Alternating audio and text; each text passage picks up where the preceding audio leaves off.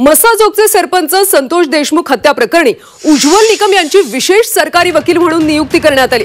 तर ॲडव्होकेट बाळासाहेब कोल्हे यांची सहाय्यक विशेष सरकारी वकील म्हणून नियुक्ती करण्यात आली। मुख्यमंत्री देवेंद्र फडणवीस यांनी ट्विटद्वारे ही माहिती दिली।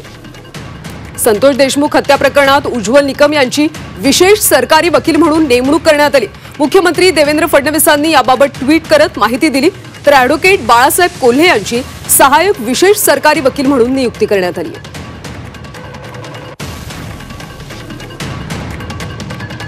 तर धनंजय देशमुख यांच्याशी बातचीत केली आमचे प्रतिनिधी ज्ञानेश्वर पतंगे यांनी। पाहूया। सरपंच संतोष देशमुख यांच्या हत्येप्रकरणी सरकारी वकील म्हणून उज्ज्वल निकम यांची नियुक्ती करण्यात आलेली आहे। आपल्यावर याविषयी बोलण्यासाठी धनंजय देशमुख आहेत। भाऊ, तुमची जी प्रमुख मागणी होती की या प्रकरणाचा सरकारी वकील उज्ज्वल निकम असावे, त्यांची नियुक्ती झाली, काय पहिली प्रतिक्रिया? नाही, आम्ही ज्या मागण्या आहेत प्रमुख आमच्या 7, त्यापैकी पहिली मागणी ही निकम साहेबांची होती। त्यांचं पत्र आता आम्हाला दाखवलेलं आहे साहेबांनी।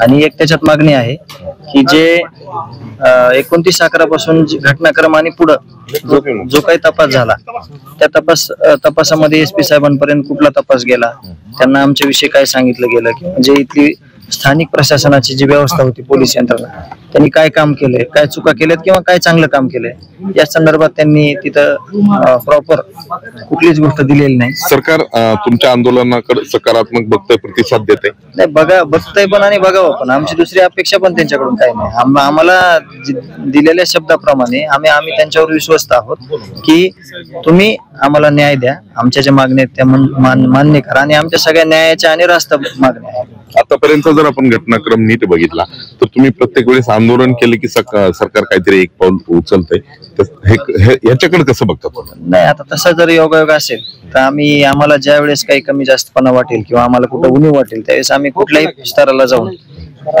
संवेदनशील मार्गाने, संविधानाच्या मार्गाने आम्ही आंदोलन करू आणि न्याय मिळवण्यासाठी प्रयत्न करू। आता तुम्ही बीडचे पोलीस अधीक्षकांबरोबर चर्चा की त्यांचा फोन आला होता, फोनवर काय चर्चा झाली तुमची? नाही, आता फोन नाही आला। आता पाटील साहेबांना ते काय जे बोलले ते मला सांगत होते की ते खूप पॉझिटिव्ह आहेत, त्यांना खूप ह्या तपास यंत्रणेमध्ये खूप म्हणजे वेगानं सगळी तपास यंत्रणा हलवलेली आहे, म्हणून त्यावर तुम्ही जे आंदोलन आहे ते स्थगित करा किंवा आंदोलन स्थगितीबद्दल काय विचार होणार आहे? हे गावकरी आहेत पाठीमागे बसलेले, गावकरी आणि शिष्टमंडळ यांचा विचार विनिमय होईल, मग याच्यावर आमचा निर्णय। सुरेश धस यांनी पण काल पत्र दिलं होतं मुख्यमंत्र्यांना, तुमच्या ज्या मागण्या होत्या त्याच मागण्यांचं त्यांनी पत्र दिलं होतं, त्याची पण दखल झाली नाही? त्यांनी जे निवेदन आहे ते निवेदन जशा तसं प्रिंट करून त्यांच्या लेटर पॅडवर त्यांना दिलं होतं, लेटर पॅडवर, आणि सांगितलं होतं की या आंदोलनाची दखल घ्या। वैभव, उज्ज्वल निकम यांची नियुक्ती झालेली आहे, तू कसं बघते त्याकडे? जसं त्यांनी आज आमची एक मागणी पूर्ण केली तसं इतर ज्या मागण्या आहेत त्याही लवकरात लवकर पूर्ण करा अशी मी विनंती करतो। आज दुसरा दिवस आहे, आज जर मागण्या तुमच्या पूर्ण मागण्या नाही झाल्या तर तुम्ही उद्यापासून पाणी घेणार नाही असं निर्णय घेतलेला आहे। तू स्वतः तुझी काय भूमिका असणार आहे? म्हणजे गावकऱ्यांनी तर त्यांचा जो शब्द आहे की जोपर्यंत आमच्या या मागण्या त्यांची अंमलबजावणी होत नाहीये तोपर्यंत हे आंदोलन स्थगित केलं जाणार नाहीये। पण माझं स्वतःचं वैयक्तिक म्हणलं तर उद्या माझा पेपर आहे, त्यासाठी मी आजच्या दिवस पाणी घेते, पण नंतर मी अन्न आणि पाणी दोन्ही पण त्याग करेन। उद्याच्या पेपरला जाणार आहे? हो।